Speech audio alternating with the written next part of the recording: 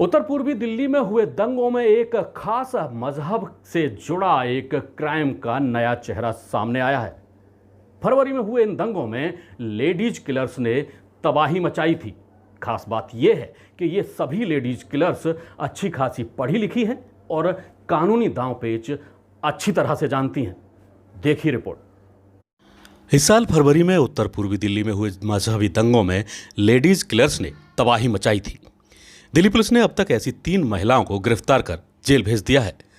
दिल्ली दंगों की जांच कर रही टीम ने वैसे तो अब तक करीब 1 दर्जन लोगों के खिलाफ जेल भेजने की कार्रवाई की है, लेकिन खास बात यह है कि इसमें 3 पढ़ी लिखी महिलाओं की गिरफ्तारी की गई है। यह तीनों ही नाम आजकल विशेष तौर पर चर्चा में हैं। दिल्ली पुलिस की क्राइम ब्रांच ने अब तक आम आदमी पार्टी के निलंबित पार्षद ताहिर हुसैन, जेएनयू के पूर्व छात्र उमर खालिद, भजनपुरा में रहने वाले मोहम्मद दानिश, जामिया मिलिया के छात्र मीरान हैदर व जामिया मिलिया की एलुमनाई एसोसिएशन के अध्यक्ष सिफाउर रहमान और कांग्रेस के कार्यकर्ता खालिद सैफी को अलग अलग मामलों में दंगे भड़काने के आरोप में गिरफ्तार किया है। इनके अलावा गोली चलाते हुए सरेआम एक कांस्टेबल पर पिस्टल तानने वाले शाहरुख को भी उसके 2 दंगाई साथियों के साथ पहले ही दंगों के आरोप में जेल भेजा जा चुका है। इनके अलावा 3 महिलाओं के नाम दिल्ली दंगों में लेडीज किलर्स के रूप में उभरे हैं। जी हां, इन 3 महिलाओं को दिल्ली पुलिस की क्राइम ब्रांच ने अन्य दंगाइयों के साथ गिरफ्तार करके जेल भेज दिया है। इनके ऊपर दंगों के द्वारा दिल्ली में कत्लेआम मचाने का आरोप है।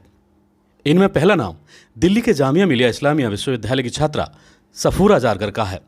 सफूरा के खिलाफ दिल्ली पुलिस ने कई धाराओं में एफआईआर दर्ज की है। फिलहाल टुकड़े टुकड़े गैंग सोशल मीडिया पर सफूरा के समर्थन में अभियान चला रहा है। उसे मासूम साबित करने की कोशिशें की जा रही हैं, लेकिन दिल्ली पुलिस की माने तो सफूरा जारगर दिल्ली दंगों में हुई 50 से ज़्यादा मौतों के लिए जिम्मेदार है। इन दंगों के पीछे बहुत बड़ी साजिश थी और सफूरा इसकी एक अहम कड़ी बताई जा रही है। दिल्ली पुलिस का दावा है कि दंगों के दौरान सफूरा चांदबाग में दंगाइयों के साथ मौजूद थी।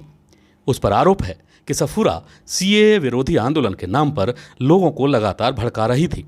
उस पर यह भी आरोप है कि 22 फरवरी की रात को सीएए के विरोध के नाम पर बहुत सी महिलाएं जाफराबाद मेट्रो स्टेशन के नीचे बैठ गई थीं। उसी दौरान सफूरा भारी हिंसक भीड़ को लेकर वहां पहुंची और दिल्ली को दंगों की आग में झोंकने की साजिश रची। सफूरा पर लगे आरोपों की गंभीरता का अंदाजा इसी बात से लगाया जा सकता है कि कई बार की कोशिशों के बावजूद दिल्ली हाई कोर्ट ने सफूरा को जमानत नहीं दी है। दिल्ली पुलिस ने सफूरा को 12 अप्रैल 2020 को गिरफ्तार किया था। सफूरा पर दंगे भड़काने की धाराओं के साथ ही गैर कानूनी गतिविधियां रोकथाम कानून यानी कि यूएपीए की धाराओं में भी कार्रवाई की गई है। लेडीज किलर में दिल्ली दंगों से जुड़ी दूसरी महिला का नाम इशरत जहां है। इशरत जहां कांग्रेस की नेता हैं और पूर्व पार्षद भी। इशरत को शाहदरा जिला के जगतपुरी इलाके में हुए दंगों के मामले में गिरफ्तार किया गया है। इसमें इशरत के साथ खालिद सैफी, समीर प्रधान, सलीम, शरीफ, अजार उर्फ भूरा, इशाक, हाजी इकबाल, हाशिम, समीर, बिलाला आदि को भी आरोपी बनाया गया है। इशरत के खिलाफ दंगे भड़काने, हत्या का प्रयास, घातक हथियार रखने, सरकारी काम में बाधा और आर्म्स एक्ट के साथ ही गैर कानूनी गतिविधियां रोकथाम कानून की गंभीर धाराओं में एफआईआर दर्ज की गई है। घटना 26 फरवरी 2020 की है। उस समय पुलिस द्वारा मार्च निकाला जा रहा था। एफआईआर के मुताबिक पुलिस ने लोगों से वहां से हटने के लिए कहा था, तो इशरत जहां ने भीड़ को उकसाते हुए कहा कि हम चाहे मर जाएं लेकिन यहां से नहीं हटेंगे, चाहे पुलिस कुछ भी कर ले, हम आज़ादी लेकर रहेंगे। इसके बाद विरोध प्रदर्शन में शामिल भीड़ बेकाबू हो गई थी और पुलिस और दूसरे लोगों पर पत्थरबाजी के साथ गोलियां भी चलाई गई थीं। इस घटना में दिल्ली पुलिस का जवान विनोद व कुछ दूसरे लोग घायल हो गए थे। इशरत जहां ने जिस स्थान पर प्रोटेस्ट कर रही थीं, वहां से पुलिस ने 3 खाली कारतूस, 3 हॉकी, 2 आयरन रॉड और कुछ पत्थरों के टुकड़े बरामद किए हैं। इशरत जहां पर लगे आरोपों की गंभीरता का अंदाजा इसी बात से लगाया जा सकता है कि कोर्ट ने उसे अभी तक जमानत नहीं दी है। दिल्ली दंगों में लेडीज किलर्स के रूप में उभर कर आने वाला तीसरा नाम गुलफशा फातिमा का है। फातिमा किरोड़ीमल कॉलेज की पूर्व छात्रा है। दिल्ली पुलिस ने उसे भी गंभीर धाराओं के तहत गिरफ्तार किया है।